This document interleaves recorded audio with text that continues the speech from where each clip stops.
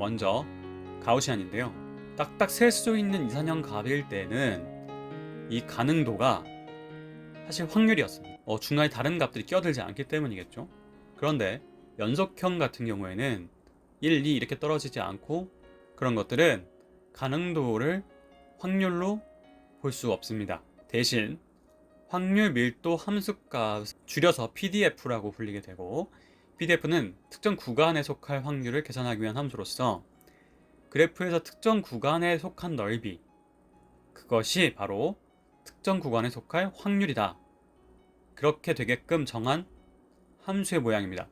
그 함수 모양이 바로 가우시안인데요. 앞서 보여드렸던 이런 수식에서 이 가능도 부분, 이 가능도 likelihood 부분을 특정 클래스에 대한 데이터의 평균과 표준 편차로 표현하고자 한 것이죠. 자, 가우시안 모양이 아래와 같다라고 보시면 되는데, 이 분모에 있는 이 스탠다드 데비에이션, 그리고 이 지수 부분에 있게 되는 미우, 이런 부분들을 중점적으로 살펴보게 되겠습니다. 자, 왜 갑자기 가우시안일까요? 바로 자연의 법칙이 상당수 가우시안을 따르기 때문입니다.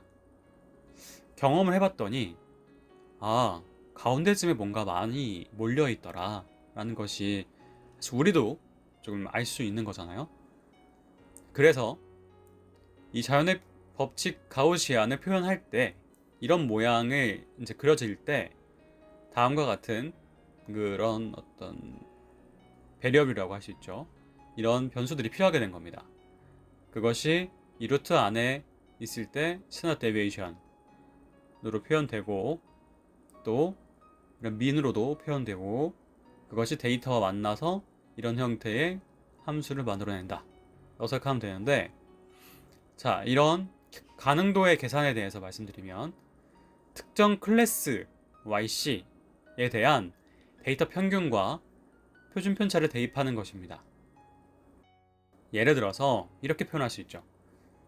우리가 A도 아니고 B급도 아니고 C급 영화의 그런 별점 평균을 봤더니 10점 만점에 3점쯤입니다. 평균 3점쯤이고, 그 3점 위아래로 한 2점쯤 높고 낮게 이 편차를 갖고 분포하네요 라고 표현을 해주면 대강 알 수 있는 거죠. 여기에 3점이 있고 표준 편차에 한 2점쯤으로 이렇게 퍼져 있겠구나, 이렇게 예상을 할 수 있다는 거죠. 자, 그 사례를 한번 보겠습니다. 좌측에 표현된 것은 person이라고 되어 있는데, 이 person의 젠더라고 생각하시면 되고요. 다음 키, 몸무게, 발 사이즈입니다.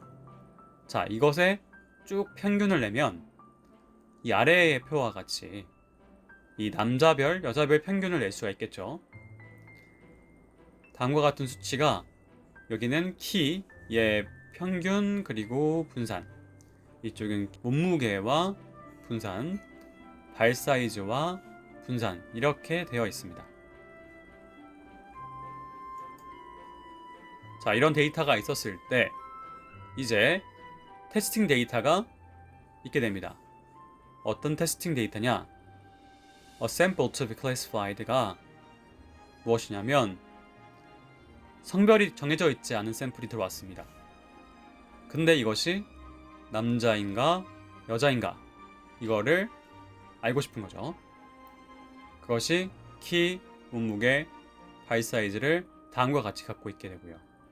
그래서 이 정보를 가지고 이제 아래와 같이 수식을 풀어나가게 되는데, 자, 사전 확률인 P-메일 혹은 P-피메일이 있게 되고, 각 특징에 대해서 그 사전 확률에 대한 특징들, height, weight, foot size가 원래 같으면 뭐 이렇게 교집합으로 돼 있어야 될 텐데, 그것이 나이브라는 전제하이기 때문에 각각의 곱으로 이렇게 바뀌게 된 거죠. 각각의 곱으로만 표현되게 된 거죠. 그래서 먼저 메일을 살펴보게 되면 남성 혹은 여성이라고 봤을 때 0.5라고 볼 수 있으니까 그것을 반영하고, 그 다음에 여기 스탠다드 데비에이션과 그다음에 평균을 대입하면 되니까 그 값이 1.5789가 나오더라 라고 계산을 할 수 있게 됩니다. 자, 그랬을 때 이 남자일 확률은 쭉 곱하고 나니 이런 수치가 나오게 되고요. 다음으로 여성에 대해서도 같은 확률일 것이며 같은 계산 방법을 수행한 다음 봤더니 5.3778 10의 -4승, 이 남자의 확률보다 훨씬 높은 수치가 나오게 되었습니다. 여기 10의 -9승이고 여기는 10의 -4승이니까 한 10,000배 정도, 10의 5승 정도 더 큰 값을 보여줬다고 볼 수 있습니다. 그래서 결론적으로는 이 샘플에 대해서 여성의 것이라고 판단을 내릴 수 있겠다라고 하는 것이 기재되어 있었습니다. 다음으로는 멀티노미널 네이브 방식입니다. 이 X값이 다양한 카테고리를 가지는 문제로 아까 말씀을 드렸잖아요. 일반적으로 텍스트 문제를 분류할 때 쓰이게 됩니다. 단어의 존재 의무가 아닌 단어의 출현 횟수를 피처로 사용하게 되는데요. 자, 이런 그림을 보신 적이 있을 거예요. 이게 무엇이냐면 소위 빅데이터를 다룬다고 하는 분들이 이렇게 우리가 방송이나 이런 데서 어떤 단어가 자주 출연했고 그렇기 때문에 중요하다라는 어떤 의미로 자주 출연한 단어에 대해서 크게 표현을 해주는 거죠. probability라던가 was라던가 알고리즘이라는 말이 좀 많이 나오게 되더라. 그 외에 다른 말들, 룰이라던가 텍스트 이런 말들은 이 적게 나오더라. 이런 빈도수를 글자의 크기로 표현해주는 하나의 표현 방법이 있게 되겠죠. 이것처럼 하나의 문자에 대한 어떤 피처를 만들 수가 있습니다. 자, 그 한 사례로 보면은 문자를 벡터로 일단 만들어 봅니다. 자, 벡터라고 어렵게 생각하지 마시고요. 일단 지금은 우리가 배열, 어레이 이렇게 생각을 하시면 더 편하겠어요. 그래서 단어가 존재하면 1이고 없으면 0이다 라고 우리끼리 약속을 합니다.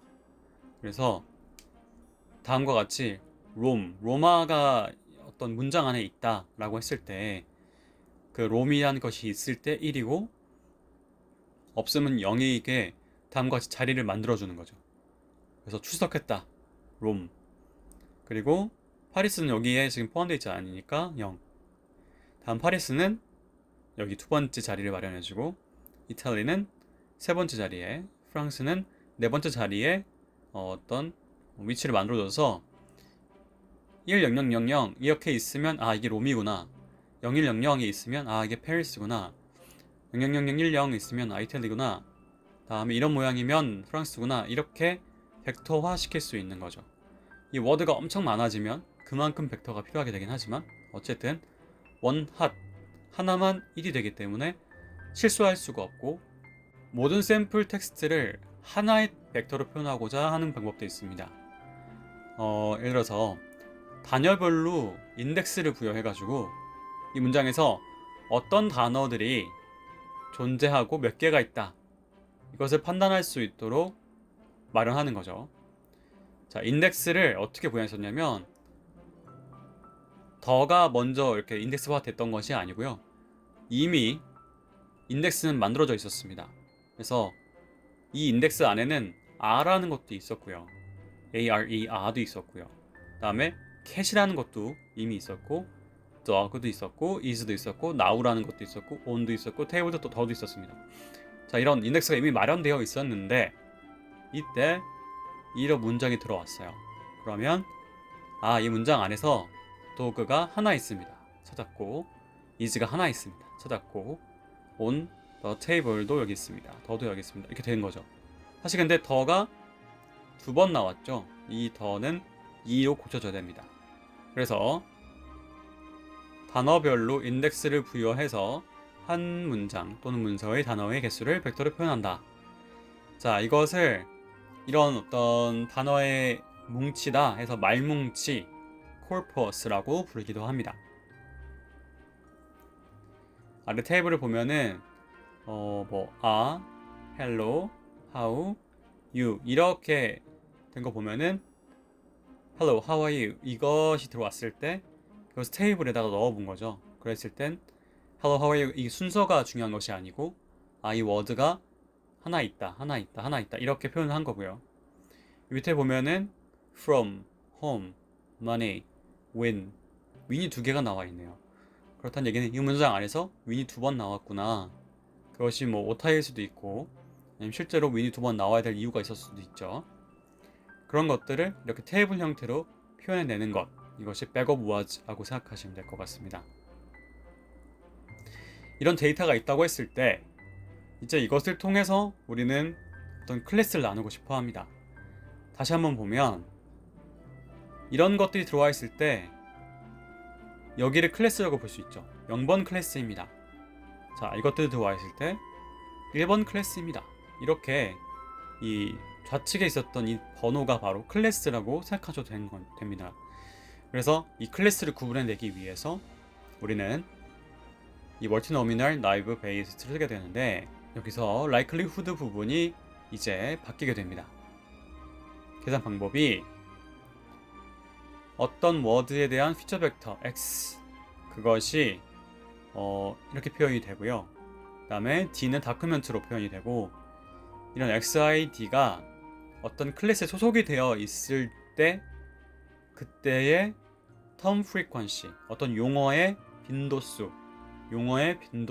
tf가 전부 다 더해지도록 만드는 것입니다.